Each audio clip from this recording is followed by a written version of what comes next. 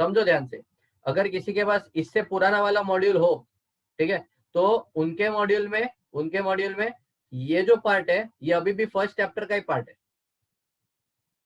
ठीक है। ये चैप्टर का नाम दिख रहा है कॉर्पोरेट डिस्प्यूट्स, अपना फर्स्ट चैप्टर का नाम था शेयर होल्डर्स डेमोक्रेसी,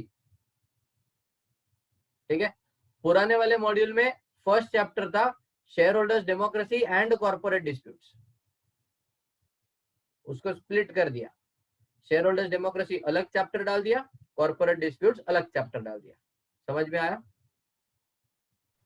ठीक है। तो सिलेबस में कोई चेंज नहीं हुआ है, खाली प्रेजेंटेशन चेंज किया है और कुछ नहीं किया है यहाँ पे। क्लियर है? अब ये सेक्शंस पे आते हैं, कौन से पढ़ने? 56, 57, 58, 59, 452, ये सारे सेक्शंस अपने को पढ़ने। तो चलो फिर पढ़ते हैं, क्या बोलते हैं ये सेक्शंस। दो सबसे बड़े वाले स्कैम्स अपने को पढ़ने, ठीक है।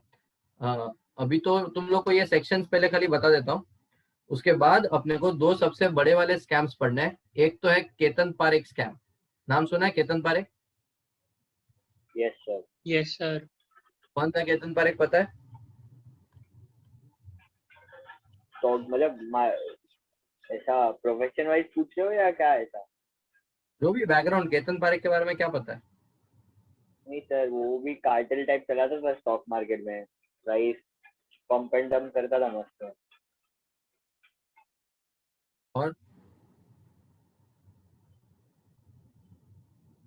और कुछ? बस? अच्छा, क्वालिफिकेशन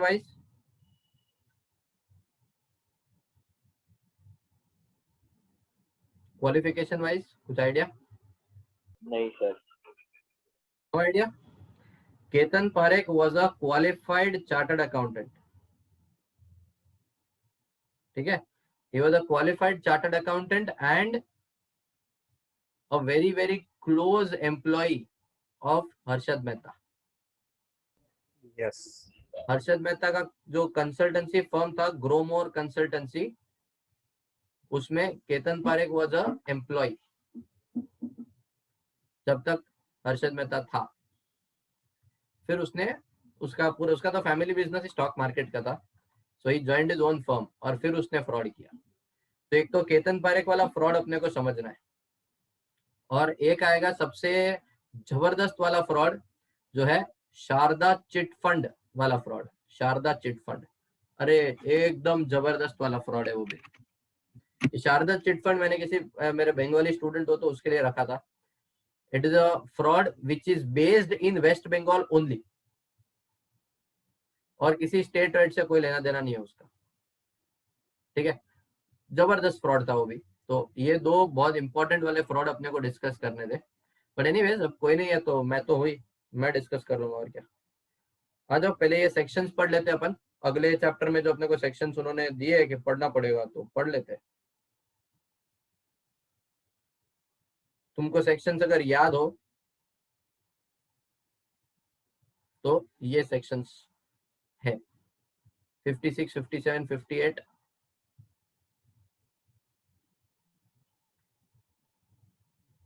सबसे पहला 56 क्या बोलता है? 56 talks about transfer and transmission of securities. अच्छा रुक जा, अभी पहले तो सेक्शन का हेडिंग ही नहीं समझेगा तो आगे क्या पढ़ेगा? ट्रांसफर ऑफ सिक्योरिटी क्या होता है और ट्रांसमिशन ऑफ सिक्योरिटी क्या होता है? दोनों अलग होता है क्या पहले तो? हाँ सर, एक बाय ऑपरेशन ऑफ लॉ होता है ना ट्रांसमिशन को। भाई ऑपरेशन ऑफ लॉ मतलब क्या होता है? उसमें क्या होता है? तो मतलब जैसे कि जो होल्डर था वो टपक गया, तो उसका नॉमिनी को टपक गया जाएगा। क्या? टपक, थोड़ा भाषा तो अच्छा वापर, टपक गया। इनहेरिटेंस बोल सकते हैं। इनहेरिटेंस में आएगा उसको। हाँ, ऐसा इंग्लिश में कुछ डाल दे बीच में। लीगल रिप्रेजेंटेटिव को मिलेगा उसका, जो भी उसका पर्सन नॉमिनेटेड रहेगा वो। ऐसा ट्रांसफर तो सर कभी भी हो सकता है। कभी भी हो सकता है। ट्रांसफर करने के लिए क्या चाहिए अपने को? क्या बनाना पड़ेगा? SH4। क्या बनाना पड़ेगा? Demat account. सुना नहीं दिया? अरे सच्ची डीमैट देश में अकाउंट। डीमैट अकाउंट, अरे डीमैट अकाउंट नहीं रे, वो तो आज जब डीमैट अकाउंट तो सबके बनाना ही पड़ेगा, उसके बिना ट्रांसफर नहीं होएगा। The document which is transfer deed, required, transfer deed, transfer deed, उसका दूसरा नाम SS4 इंस्ट्रूमेंट ऑफ ट्रांसफर। ठीक है, उस पे दो लोग साइन करेंगे, कौन कौन? Transferor transferee, transferor transferee, transferor transferee का दूसरा नाम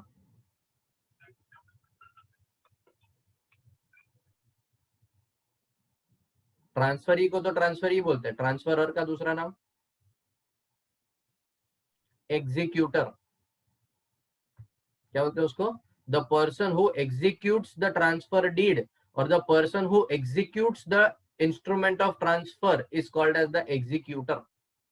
ठीक है, ये लोग उस ट्रांसफर डीड पे सारी डिटेल्स लिखेंगे, कितना शेयर, किसका शेयर, कौन सी कंपनी का शेयर, किसका, कौन किसको देने का शेयर, क्या भाव पे देने का शेयर, क्यों देने का शेयर, ये सारा डिटेल्स ट्रांसफर डीड पे लिख करके एग्जीक्यूट करेगा डीड को। जब मैं बोलूं एग्जीक्यूट करेगा तो क्या करेगा? साइन करेगा, स्टैंप करेगा, बरोबर? सिंपल है। अच्छा मेरे को एक बात बता, ये ट्रांसफर में जो ये ट्रांसफर डीड बनाया, साइन किया, स्टैम्प किया, टाइम पास किया, ट्रांसमिशन में भी सेम होता है? No, sir. नहीं सर, पॉसिबल ही नहीं है ना, वो तो मर चुका है, साइन करने वाला ही नहीं है। साइन करने वाला ही नहीं है। तो ट्रांसमिशन तो जैसे कौशल ने अपने को पहले ही बोल दिया, it happens bye operation of law. कानूनी तौर पे अगर मैं मर जाऊं तो ऑटोमेटिकली मेरा जितना भी शेयर्स या सिक्योरिटीज पड़ा हुआ है वो मेरे नॉमिनी के नाम पे ट्रांसमिट हो जाएगा, ट्रांसफर हो जाए, ट्रांसमिट हो जाएगा। समझ में आया? पक्का? अभी मेरे नॉमिनी को उसमें क्या राइट्स मिलेगा?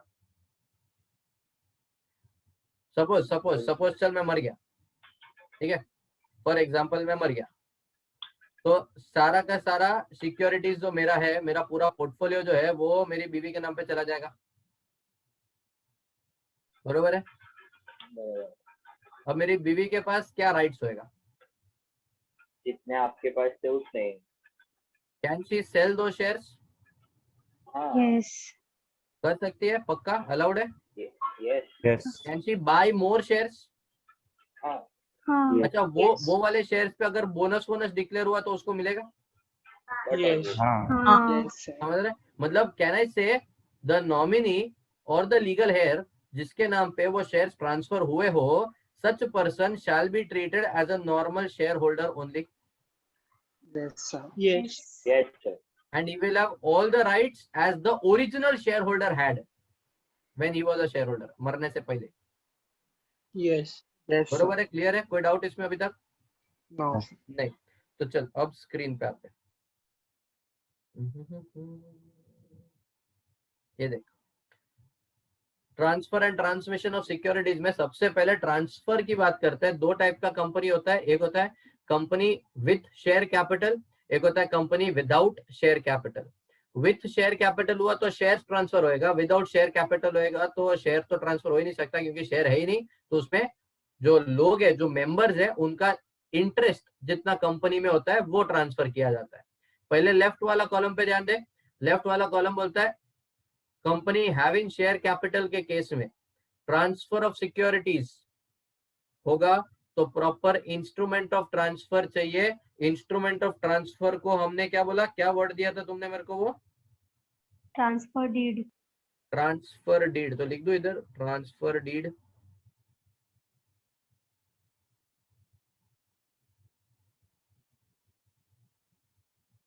ठीक है, ट्रांसफर डीड। ये ट्रांसफर डीड तुम्हारे गंदे से हैंडराइटिंग में नहीं चलेगा, it has to be in the prescribed format only. ठीक है, तुमको खाली फिल इन द ब्लैंक्स करना है उसके अंदर। स्टैम्प्ड होना चाहिए, डेटेड होना चाहिए, एग्जीक्यूटेड। एग्जीक्यूटेड का मतलब क्या होता है? साइंड। साइंड कौन करेगा? ट्रांसफरर भी करेगा, ट्रांसफरी भी करेगा। उनका अता पता काम धाम क्या करता है वो लिखने का अंदर। एंड ये सब कुछ हो जाने के बाद it must be delivered to the company. Company में ये होम डिलीवरी करने का कितने टाइम में? 60 days from the date of signature.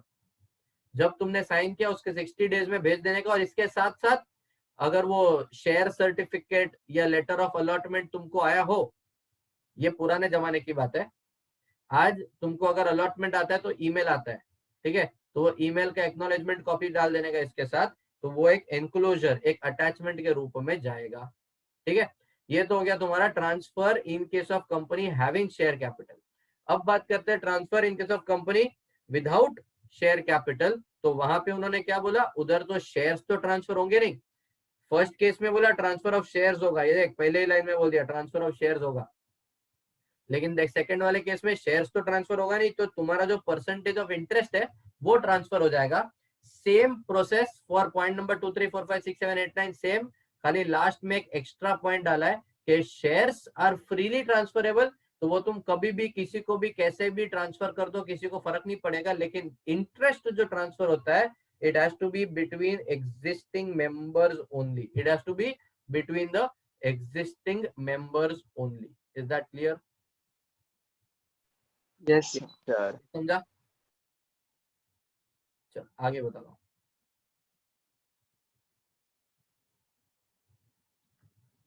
ये देख, यहाँ पे उन्होंने बोला ट्रांसफर मतलब वॉलेंटरी, ट्रांसमिशन मतलब which is brought about by the act of law. If the instrument of transfer has been lost, transfer deed बनाया था लेकिन वो गुम हो चुका है, तो अब क्या करने का? It has been lost or the instrument of transfer has not been delivered within the prescribed period. ए बाबा, ये prescribed period क्या होता है? prescribed period मतलब क्या होता है? 60 days वाला। वो 60 डेज वाला। यस, अभी तो बताया था 60 डेज।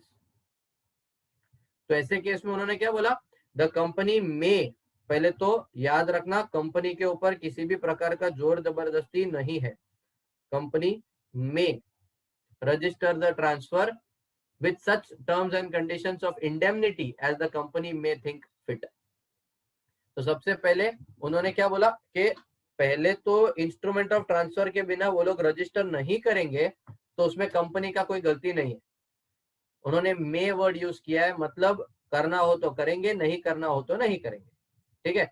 फॉर एग्जाम्पल मैं तुमको एक एग्जाम्पल देता हूँ, जैसे जैसे जैसे पायल, हाँ सर। पायल मेरे पास कुछ शेयर्स है, मेरे को तेरे को ट्रांसफर कर देना है, चलेगा? हाँ अरे खरीदेगी कि नहीं खरीदेगी? चलेगा हाँ। ना?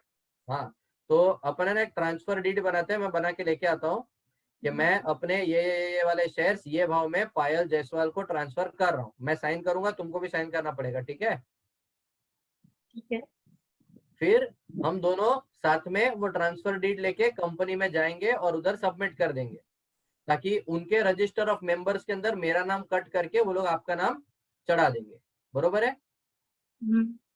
अब उधर जाते जाते रास्ते में जबरदस्त बारिश आया, और बारिश आया मतलब एकदम भयंकर वाला बारिश आया, और मेरा जो बैग वैग था वो बारिश में किधर तो भी तैर के निकल गया, जिसके अंदर ट्रांसफर इंस्ट्रूमेंट पड़ा था, ठीक है। और हम तो कंपनी के नीचे पहुंच चुके अभी, तो हमने क्या किया, हम लोग ऊपर गए और कंपनी में बोला कि सर मैं कंपनी का शेयर होल्डर हूँ, ये तो मेरा आधार कार्ड मेरे मोबाइल में पड़ा था, मैंने बता दिया ये मेरा आधार कार्ड है, मेरा आइडेंटिटी प्रूफ है, तो मैं ना अपने जो शेयर्स है ये पायल मैडम के नाम पे ट्रांसफर करना चाहता हूँ। तो बोले ठीक है सर, आपका ट्रांसफर डीड बताओ। मैं बोला वो तो डूब गया। बोले तो नया बना के लेके आओ। बोला नया बना के तो सर, पायल रहते किधर हो? मलाड। मलाड, मैं बोरीवली, और ये कोर्ट है चर्चगेट में। बोला सर ट्रेन बंद है, लोकल पब्लिक को आने नहीं मिलता, हम लोग कैसा चर्चगेट आएगा घड़ी घड़ी, ये कंपनी चर्चगेट में, तो हम लोग कैसा आएगा सर घड़ी घड़ी, पॉसिबल ही नहीं है सर, कुछ करो ना। बोले नहीं सर ट्रांसफर डीड नहीं है, ये नहीं है, वैसा नहीं चलेगा, ये वो ऐसा वैसा सब चला है। मैं बोला अरे सर आप एक कागज के टुकड़े पे इतना भरोसा करोगे? मतलब मैं आदमी शेयर होल्डर ओरिजिनल वाला साक्षात तुम्हारे सामने खड़ा हूं, और ये पायल मैडम भी देखो साक्षात तुम्हारे सामने प्रकट हुए, हम दोनों साक्षात खड़े, मैं बोल रहा हूँ मेरे शेयर है, मेरे को इनको बेचने हैं, ये बोल रहे हैं कि उनको मेरे वाले शेयर खरीदने हैं, मेरे को बेचने में तकलीफ नहीं, उनको खरीदने में तकलीफ नहीं, तो तुमको क्या तकलीफ है? बोले सर लेकिन फिर कल उठ के आप बोलोगे कि मेरे पास मेरे ओरिजिनल शेयर सर्टिफिकेट तो मेरे पास पड़े हैं ने, फिर मैं अपने राइट्स एक्सरसाइज करना चाहता हूँ, तो हम लोग क्या करेंगे? हमने तो ऑलरेडी मैडम के नाम पे ट्रांसफर कर दिया और आपने तो ट्रांसफर डीड भी सबमिट नहीं किया। तो मैं बोलूंगा सर फिकर नॉट, मैं ना आपको एक एफिडेविट बना करके देता हूँ जिसपे मैं लिख दूंगा कि अगर मेरे इस शेयर की वजह से कोई फॉल्स क्लेम आया मेरे साइड से, ठीक है, या कोई गलत तरीके से कंपनी को नुकसान पहुंचाया गया मेरे शेयर्स में मेरे साइड से, तो उसकी वजह से कंपनी को जो भी नुकसान होगा उसका पूरा भरपाई मैं करूंगा। अब तो कोई टेंशन नहीं है ना। तो कंपनी क्या बोलता है? कंपनी बोलता है ठीक है, हमको अगर ऐसा जेन्युइनली सेटिस्फैक्टरी लगता है तो अभी के लिए हम रजिस्ट्रेशन कर देंगे subject to the terms of indemnity, मतलब कि कंपनी को नुकसान हुआ तो तुम इंडेमनिफाई करके दोगे उस कंडीशन। लेकिन पॉइंट नंबर 1 जो हमने पढ़ा, वो जो चार्ट बना था ना, लेफ्ट में ट्रांसफर ऑफ शेयर्स, राइट में transfer of interest, it will not apply in case of transmission. ये ट्रांसमिशन में तो transfer of share securities, stamping, execution, transfer deed, वो सब बनेगा ही नहीं। समझा कि नहीं? अबे हाँ Yes, sir. हाँ। यस तो सर। अब यहाँ पे सीन क्या है पता है? मैंने जो पायल को शेयर ट्रांसफर किए ना, वो 100 रुपए के शेयर थे, 60 रुपीज पेड अप। क्या बोला? 100 रुपए के शेयर थे, 60 रुपीज पेड अप। कंपनी ने फिर 40 रुपया कॉल किया, पायल बोलती है मैं क्यों दूं, मैंने तो हर्ष कचला को पूरे 100 रुपए दे दिए थे। तो हर्ष कचला से मांगो। कंपनी मेरे पास आया, मैं बोला मैं शेयर होल्डर ही नहीं हूं, मैं क्यों दूं? मैं जब शेयर होल्डर था तब मांगना चाहिए था ना, अब तो मैं शेयर होल्डर ही नहीं, मैं क्यों दूं? पायल बोलती है मैंने तो ऑलरेडी हर्ष कचला को दे दिए, मैं कंपनी को वापस क्यों दूं? हर्ष कचला बोलता है मैं तो अब शेयर होल्डर ही नहीं हूं, मैं तुमको क्यों दूं? कंपनी बोलता है ले, नुकसान तो हमारा हुआ है कि नहीं? तो यहाँ पे प्रोविजन क्या बोलता है? अगर पार्टली पेड शेयर्स ट्रांसफर होते हैं तो कंपनी तब तक, उस वक्त तक उस शेयर्स को रजिस्टर नहीं करेगा, उस ट्रांसफर को रजिस्टर नहीं करेगा जब तक ट्रांसफरी यानी कि पायल कंपनी को एनओसी, नो ऑब्जेक्शन सर्टिफिकेट लिख के नहीं देती कि मैं पार्टली पेड शेयर्स हर्ष कचलिया से ले रही हूँ और बाकी का जो पैसा है, जो पेंडिंग है, आउटस्टैंडिंग है, वो रीपे करने में मेरे को कोई तकलीफ नहीं है, मैं जब बोलोगे तब रीपे कर दूंगी। कंसेप्ट समझ में आया? Yes, sir. पक्का क्लियर है? हाँ। देख आगे, every company shall, unless prohibited by any provision of law, deliver share certificates allotted to them in within how much time? मतलब शेयर सर्टिफिकेट हुआ, डिबेंचर सर्टिफिकेट हुआ, प्रेफरेंस शेयर का सर्टिफिकेट हुआ, जो भी है वो कंपनी का रिस्पॉन्सिबिलिटी है कि they have to deliver it to the share holder within how much time. ये देखिए यहाँ पे टाइम लिमिट बताया हुआ है। सब्सक्राइबर्स टू द मेमोरेंडम यानी कि प्रमोटर्स है जो इनकॉर्पोरेशन ऑफ कंपनी में लगे हुए, उनके केस में बोला, उनके केस में ये शेयर सर्टिफिकेट जो है वो उनको डिलीवर हो जाने चाहिए within 2 months from the date of incorporation. Normally allotment of shares within 2 months from the date of allotment declare होने के 2 महीने के अंदर अंदर डिलीवर हो जाना चाहिए। ट्रांसफर ट्रांसमिशन वाले केस में 1 महीने के अंदर अंदर डिलीवर हो जाना चाहिए। एंड डिबेंचर्स के केस में 6 महीने from the date of allotment of debentures, जो उसके सिक्योरिटी सर्टिफिकेट्स होते हैं, शेयर सर्टिफिकेट्स होता है या अलॉटमेंट लेटर होता है, वो शेयर होल्डर तक या डिबेंचर होल्डर तक डिलीवर हो जाना चाहिए, पहुंच जाना चाहिए। कंसेप्ट क्लियर है? Yes sir. इसमें कोई डाउट अभी तक? सिंपल है। अच्छा, आया कुछ स्क्रीन पे? हाँ, अब देख, ये आज के जमाने की बात करी उन्होंने फाइनली, बोले कि ये डिलीवर हो जाना चाहिए ना, शेयर सर्टिफिकेट देने का ना अलॉटमेंट देने का भी, ये सब तो पुराने जमाने की बात है, आज तो सब ऑनलाइन होता है। Everything is online, done with help of ASBA facility, है ना? आसबा समझ में आता है क्या? Yes. Yes sir. Yes sir. Full form बताओ, full form. Application supported by block Application amount. support. Block come. Application supported by Block Block them. amount. Block amount. IPO भरते हो? Yes, sir. भरते आसपास तो ही है भरते सर, हो। लगता नहीं है। लगता नहीं है वो अलग बात है, छोड़ दे उसको, बट भरते तो। हाँ सर, भरते। Yes. हाँ, तो यहाँ पे भी प्रोविजन क्या होता है, आज के टाइम पे बॉम्बे स्टॉक एक्सचेंज का एक डिपॉजिटरी है जिसको अपन CDSL बोलते हैं, और नेशनल स्टॉक एक्सचेंज का एक डिपॉजिटरी है जिसको अपन NSDL बोलते हैं। ठीक है, ये दोनों डिपॉजिटरीज है। ये डिपॉजिटरीज कौन होते हैं? डिपॉजिटरीज वो होते हैं जो कंपनीज के शेयर्स का, शेयर होल्डर्स का सारा रिकॉर्ड जो मेंटेन करते हैं। सिंपल लैंग्वेज में बोलो तो कंपनी अपना रजिस्टर ऑफ मेंबर्स जो मेंटेन करता है ना, उसका कोई इज्जत नहीं है अगर वो रजिस्टर डिपॉजिटरी के रजिस्टर के साथ मैच नहीं होता हो, क्योंकि प्रोविजन बोलता है the register of the depository shall be considered as a prima facie evidence to determine the ownership of the shares। बरोबर है? अरे समझा क्या? Yes sir. Yes, हाँ, sir. इधर प्रोविजन क्या होता है, wherever the shares are dealt in a depository form या with the depository, the company shall intimate all the details of allotment of securities to the depository immediately after the allotment। क्योंकि अगर depository उसको register नहीं करता तो उसका कोई value, कोई इज्जत नहीं रहेगा। That is one thing. Second thing बोलता है when the legal representative of a deceased member transfers any of the securities of the deceased person, such transfer shall be valid। मतलब क्या बोला, मैं मर गया, मेरे लीगल रिप्रेजेंटेटिव ने मेरे जो शेयर्स थे वो किसी को ट्रांसफर कर दिए, बेच दिए, या जो भी करना था वो कर दिया, तो उसमें कुछ गलत नहीं है। It shall be considered as a legal valid transaction only as if मैं जब होल्डर था मैं कर सकता था, सेम वैसे के वैसे ही मेरे लीगल रिप्रेजेंटेटिव भी ऐसा transfer deed, instrument of transfer बना करके ट्रांजैक्शन कर सकते हैं। एमा कोई ज तकलीफ नहीं। समझ में आया? हाँ नहीं सर। Yes, sir. पड़ेगा कंपनी पे 25,000 से 5 लाख, और officer of the company who is in default पे 10,000 से लेकर के 1 लाख तक का पेनल्टी पड़ेगा। ये तो पेनल्टी प्लस डिपॉजिटरी जो है वो पेनल्टी, उस पे पेनल्टी पड़ सकता है या वो पेनल्टी मार सकता है जिसपे डिपॉजिटरी पार्टिसिपेंट्स मतलब तुम्हारे ब्रोकर वगैरह जो होते हैं वो सारे आ गए, एंजल इन्वेस्टर जो है तो वो भी आ गए।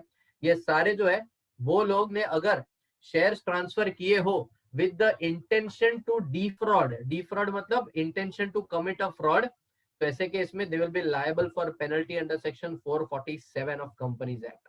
447 समझ में आता है? Penalty for fraud.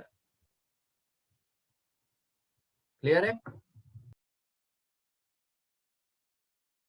अगला कॉन्सेप्ट करते हैं।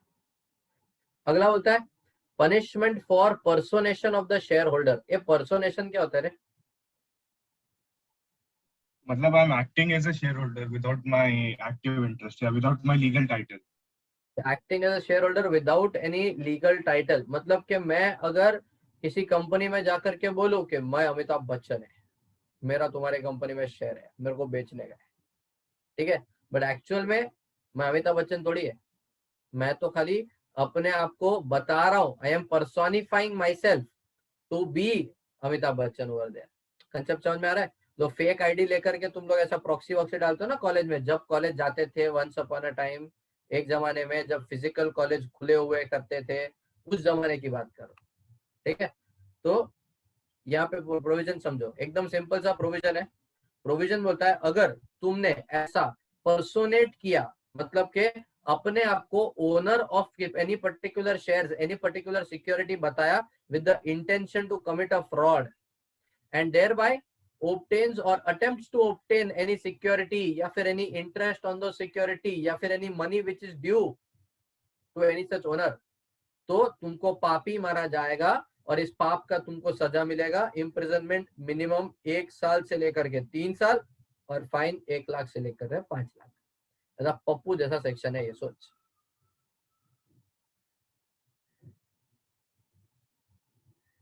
पढ़ ले फटाफट, खत्म हो गया ये।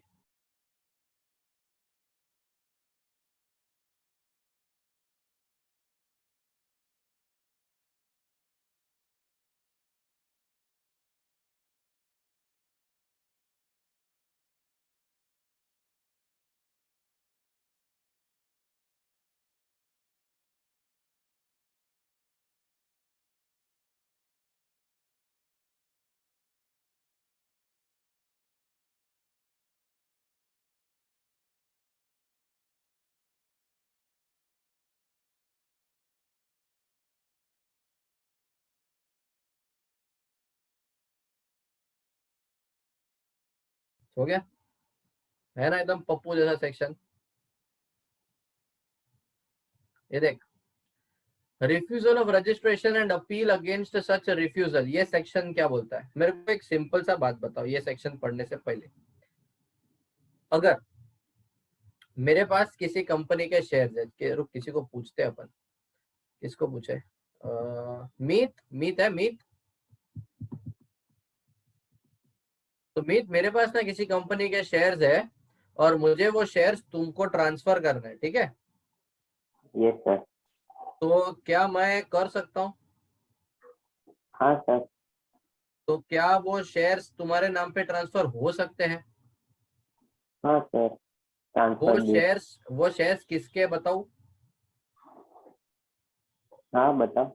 वो शेयर्स है एक्स प्राइवेट लिमिटेड कंपनी के। सर कंपनी का कुछ परमिशन लगता है ना, प्राइवेट कंपनी है तो फ्रीली मैं पूछ रहा हूँ, तू मेरे को ही सवाल ट्रांसफरेबल नहीं है। प्राइवेट कंपनी के हो सकते हैं पर कुछ परमिशन या ऐसा होता है, ऐसा कुछ तो होता है। अच्छा, अगर एक्स लिमिटेड के हुए तो फ्रीली ट्रांसफरेबल है। फ्रीली ट्रांसफरेबल है, मतलब इतना समझ में आता है। शेयर्स प्राइवेट लिमिटेड कंपनी के हो सकते हैं या तो पब्लिक लिमिटेड कंपनी के हो सकते हैं। प्राइवेट लिमिटेड कंपनी के शेयर्स हुए तो they are also transferable but subject to some restrictions. Public limited company हुए तो वो तो शेयर्स आर फ्रीली ट्रांसफरेबल, उसमें कोई रेस्ट्रिक्शन, कोई ऑब्जेक्शन कुछ भी नहीं लगता है। इतना क्लियर है पहले? Yes sir. हाँ, ये हो गया एक। दूसरा, क्या वो प्राइवेट कंपनी या पब्लिक कंपनी किसी भी कारण की वजह से तुम्हारा जो ट्रांसफर है, ट्रांसफर ऑफ शेयर है, वो रजिस्टर करने के लिए मना कर सकता है, रिफ्यूज कर सकता है, हाँ या ना?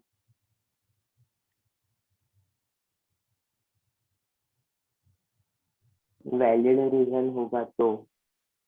वो तो कौन नक्की करेगा? ये तो हमेशा ऐसे ही होगा ना, उनके हिसाब से रीजन वैलिड है और मुझे तुम्हारे नाम पे ट्रांसफर करना है, लेकिन हमारे उनके हिसाब से जो भी रीजन है वो वैलिड है और हमारे हिसाब से इनवैलिड है। ये तो हमेशा वैसे ही होगा ना। मतलब अगर सेबी ने डिबार्ड किया होगा और वैसा सेबी कुछ क्यों आएगा बीच में? प्राइवेट कंपनी है। प्राइवेट पब्लिक में भी सेबी क्यों आएगा? अनलिस्टेड कंपनी है। सेबी तो खाली लिस्टेड कंपनी के केस में आएगा ना। हाँ सर। बरोबर ना? एग्जीक्यूटिव में पढ़ा था ना सिक्योरिटीज लॉ।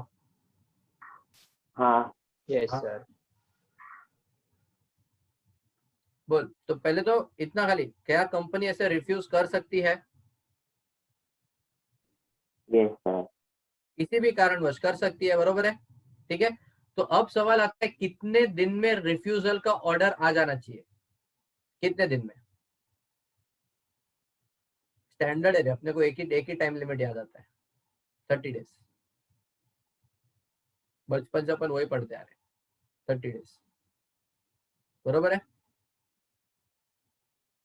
किधर गया मीत? Yes sir. हाँ, तो किधर जाता है? रुक, इधर ही रुक। 30 डेज में रिफ्यूजल ऑर्डर आ जाना चाहिए। अच्छा चल, कंपनी का अपना ही स्वैग है। कंपनी क्या बोलता है माहिती है? कंपनी को तुमने जब ट्रांसफर करने के लिए एप्लीकेशन दिया, 30 डेज में या तो वो ट्रांसफर कर देगा या तो वो रिफ्यूज कर देगा, या तो वो ट्रांसफर कर देगा या तो रिफ्यूज कर देगा। कंपनी का अपना ही स्वैग है। उसने क्या किया पता है? इग्नोर। ना तो ट्रांसफर किया, ना तो ट्रांसफर नहीं करूंगा ऐसा बोला, कुछ नहीं किया, इग्नोर कर दिया। सोच, मतलब इतना बड़ा इंसल्ट, हद है ना? तो प्रोविजन क्या होता है? तुम एज अ शेयर होल्डर क्या कर सकते हो? यहाँ पे अपील फाइल कर सकते हो, ठीक है, कि कंपनी ने हमारा ट्रांसफर जो रजिस्टर करना चाहिए था वो कंपनी ने नहीं किया है। अब सवाल आता है ये अपील तुम कितने टाइम में फाइल करोगे? ठीक है, तो लॉजिकली क्या प्रोविजन बोलेगा? जब भी कंपनी बोलेगा कि मैं तुम्हारा ट्रांसफर रजिस्टर नहीं करूंगा, उस दिन से लेकर के 30 दिन के अंदर अंदर तुमको अपील फाइल कर सकते हो, करना चाहिए। लेकिन कंपनी ने तो इग्नोर कर दिया ना, अपने को तो रिप्लाई नहीं दिया है कि नहीं? तो कंपनी ने इग्नोर कर दिया है, अपने को रिप्लाई ही नहीं दिया है, तो ऐसे केस में प्रोविजन क्या होता है? ऐसे वाले केस में तुम 30 दिन तक पहले वेट करो, कंपनी का रिप्लाई आएगा। वो रिप्लाई आएगा, तुम वेट करो, वो आएगा। 30 दिन तक अगर नहीं आया तो 30 दिन के बाद, अगले 30 दिन में, 30 दिन के बाद अगले 30 दिन, मतलब date of filing an application to the company से 60 डेज में जो है अपील फाइल कर सकते हो, प्राइवेट कंपनी का केस हुआ तो। समझा? रिफ्यूजल ऑर्डर आया तो रिफ्यूजल ऑर्डर से 30 डेज, रिफ्यूजल ऑर्डर नहीं आया तो डेट ऑफ एप्लीकेशन से 60 डेज। क्लियर है? 30-60। पब्लिक कंपनी हुआ तो 60-90। पक्का समझा? Yes sir. अच्छा, अपील किधर फाइल करोगे? ट्रिब्यूनल। ट्रिब्यूनल में अपील फाइल करोगे, बराबर। तो ट्रिब्यूनल क्या बोलेगा? कंपनी का पूछेगा रीजन, रिफ्यूज क्यों किया या ये क्यों किया। ऑर्डर क्या पास करेगा? ऑर्डर कंपनी को बोल सकता है कि रजिस्टर कर दो, या तो कंपनी को बोल सकता है रजिस्टर कर दो, या तो कंपनी को बोलेगा तुम सही हो, रजिस्ट्रेशन मत करना। सिंपल है। Yes sir. अगर ट्रिब्यूनल ने बोला कि तुम रजिस्टर मत करना, इसको इंग्लिश में बोलते हैं tribunal has dismissed my appeal. Yes sir. अगर ट्रिब्यूनल ने कंपनी को बोला कि जो भी है ट्रांसफर है वो रजिस्टर कर दो, इसका मतलब होता है कंपनी का अब ये ड्यूटी बन गया कि ट्रिब्यूनल का ऑर्डर आने के 10 दिन के अंदर अंदर, 10 दिन के अंदर अंदर वो अपने रजिस्टर ऑफ मेंबर्स में रेक्टिफिकेशन करे, मेरा नाम कट करे, तुम्हारा नाम ऐड करे। ये उसका ड्यूटी बन जाएगा। और अगर उसने ट्रिब्यूनल के ऑर्डर को नहीं माना तो ऑफकोर्स पेनल्टी तो पड़ेगा ही। वो तो भी अनसेड हो गया, पेनल्टी के बिना तो वैसे कोई नहीं सुनता आजकल। प्रोविजन समझ में आया? Yes sir. Yes sir. ये प्रोविजन तुम्हारे स्क्रीन पे ये रहा।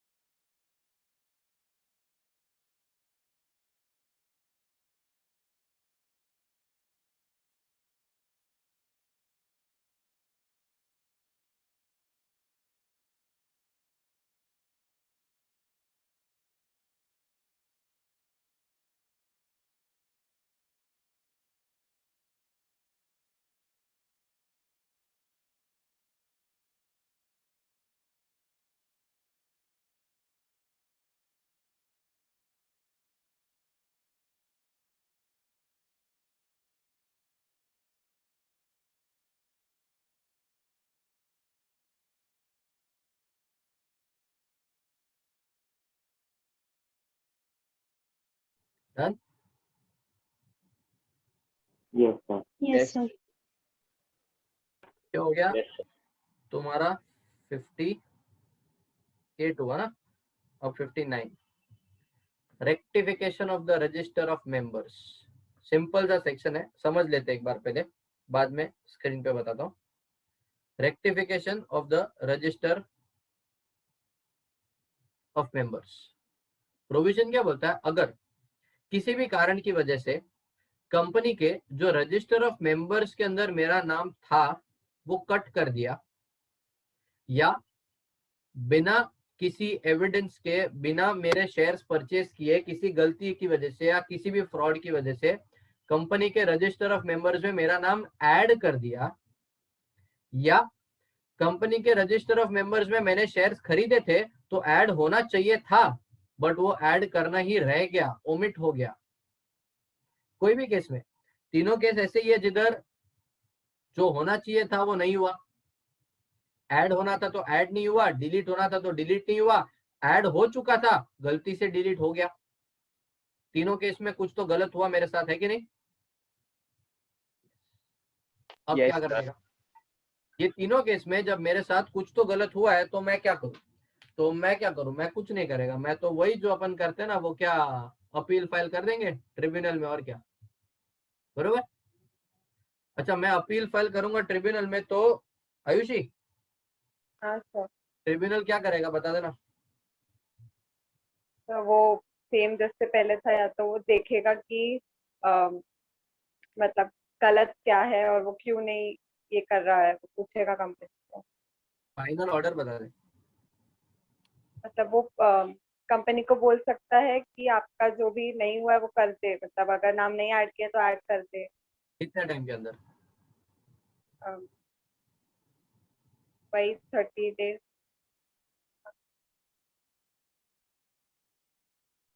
नजरों के साथ साथ दिमाग को भी खुला रखें, अभी अभी मैंने ये आंसर बताया है।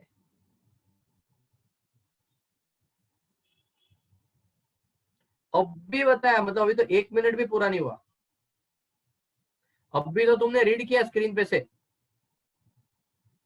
मेर 10 days. ऐसे ध्यान किधर है? पढ़ा था 10 डेज, पढ़ा था क्या तूने? फिर किधर कंफ्यूज। क्या हो? बोल आगे बोल, 10 डेज में क्या? वो बोल देगा उसको वो करने, मतलब अगर जैसे कि नाम आपने बोला कि नाम ऐड नहीं किया तो ऐड कर दे, या अगर गलती से ऐड किया है तो मतलब Delete वाइस कर दे। वर्सा। हाँ, कौन किसको बोलेगा? ट्रिब्यूनल को, ट्रिब्यूनल कंपनी को बोलेगा। लेकिन एक डाउट आया, ये जो कंपनी है ये लिस्टेड कंपनी है, तो स्टॉक एक्सचेंज भी इन्वॉल्व होगा, सेबी। डिपॉजिटरी, लिस्टेड कंपनी में रजिस्टर तो डिपॉजिटरी मेंटेन करता है ना, अब भी तो बोला है कि नहीं?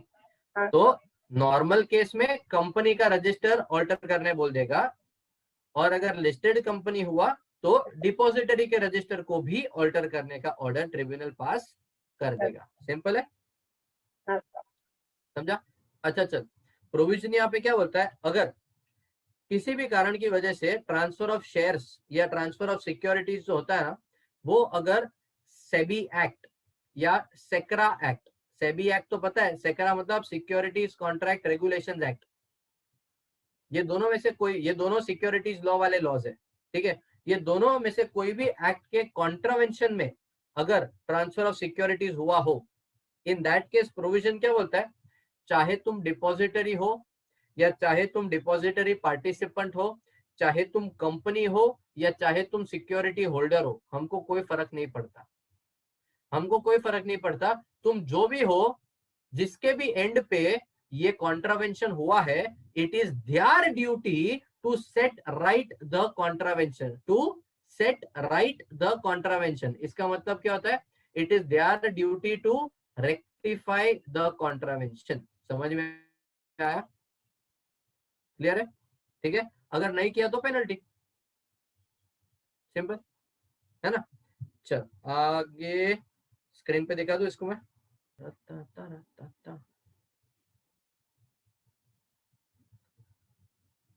वाच लियो,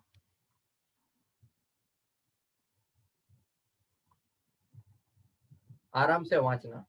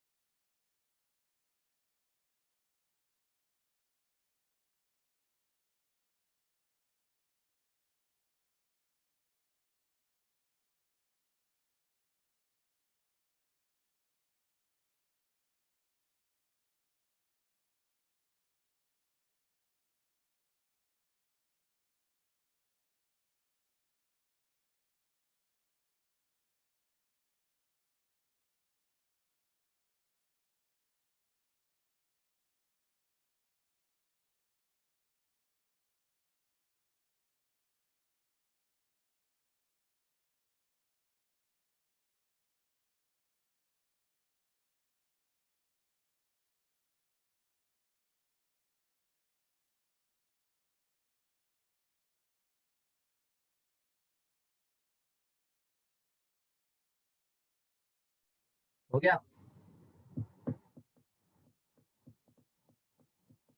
यस सर। आगे बढ़े।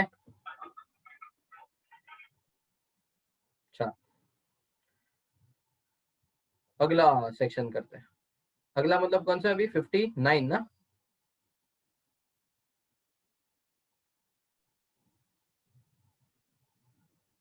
ये 58 किया ना अपन ने?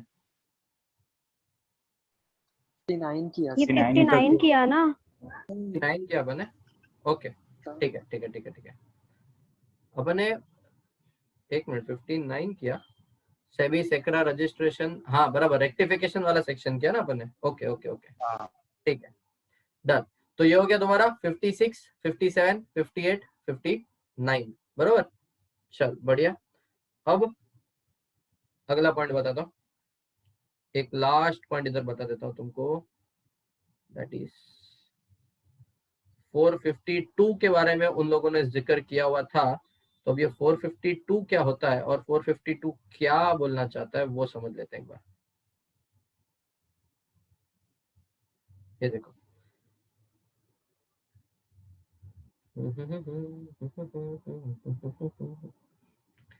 स्क्रीन पे तुमको ऐसे बहुत सारे सेक्शंस दिखेंगे जो इस चैप्टर का और अगले वाले चैप्टर का मिक्सचर है, ठीक है। अगला वाला चैप्टर जो फ्रॉड है उसमें 447, 448, 449 ये सारे सेक्शन आएंगे, विच इज कंपनी लॉ के चैप्टर के हिसाब से अ पार्ट इंक्लूडेड विद 452। समझा क्या?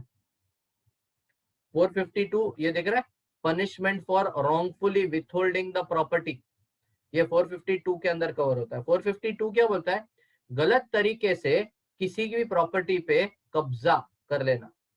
इंग्लिश में punishment for wrongfully withholding the property. Provision क्या बोलता है?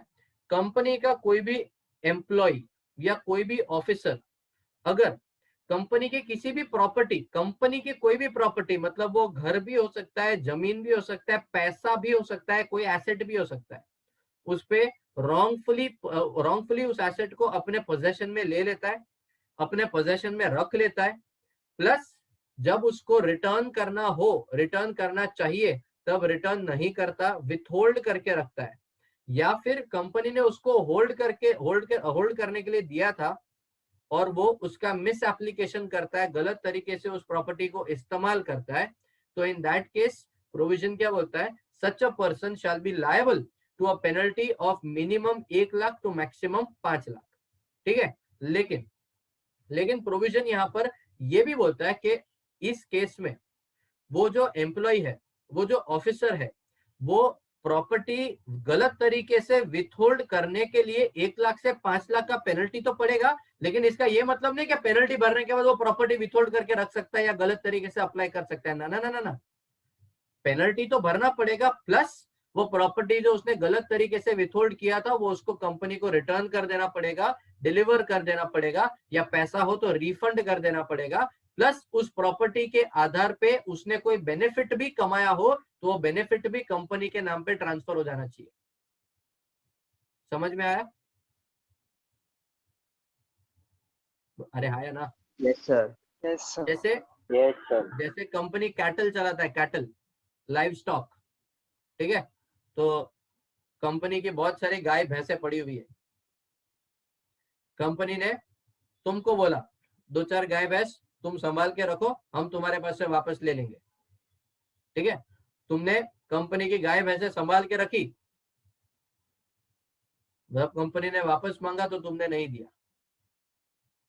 जब कंपनी ने वापस मांगा तो तुमने नहीं दिया, तो ये तो गलत हो गया, तो ये तो तुमको देना ही चाहिए।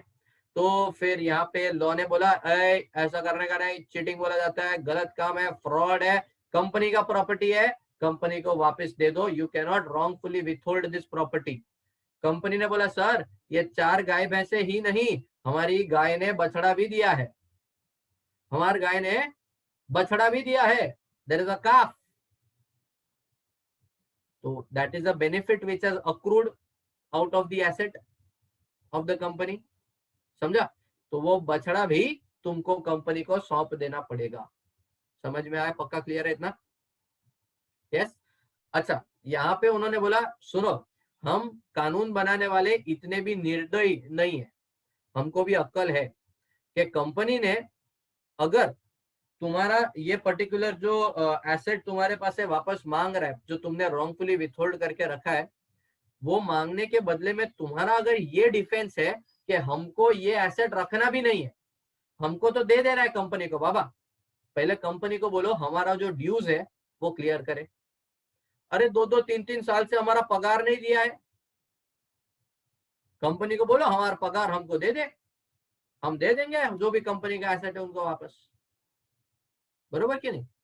तो प्रोविजन क्या बोलता है, ऐसे केस में तुमने प्रॉपर्टी जो विथहोल्ड करके रखा है, अगर तुम ये प्रूव कर देते हो कि you have withheld that property against something which is receivable from the company, तो तुम उसको विथहोल्ड करके रख सकते हो जब तक कंपनी से जो आना है वो आना जाए। हिसाब क्लियर होना चाहिए। कंसेप्ट समझा? Yes sir. Yes Yes, sir. sir. बराबर। ये आया तुम्हारे स्क्रीन पे 452। रीड कर ले 452 पूरा।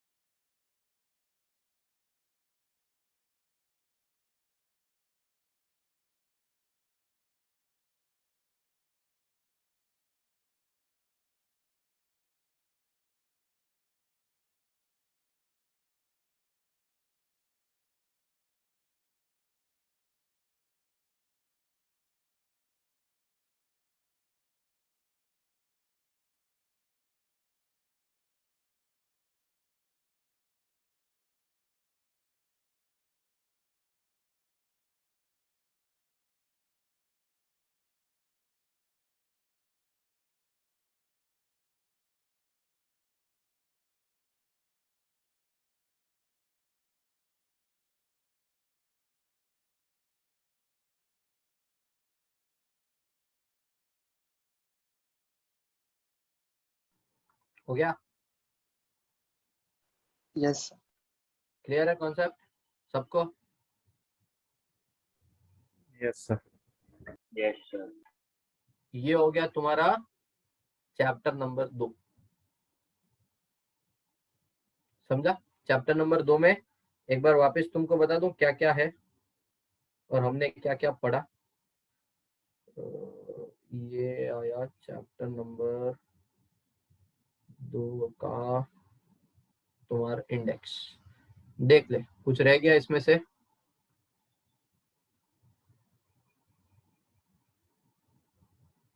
क्लियर है सब? ठीक है, ओके। अब इसके नीचे जो 3 नंबर वाला चैप्टर आएगा ना, इसमें चैप्टर 2 में मॉड्यूल से मार्किंग्स मैं दे दूंगा, ठीक है, उसका टेंशन मत लियो। मॉड्यूल से क्या क्या मार्क करना है, कैसे मार्क करना है, क्या क्या चीजें पढ़नी है, क्या कैंसिल करना है, वो सब मैं तुमको बता दूंगा।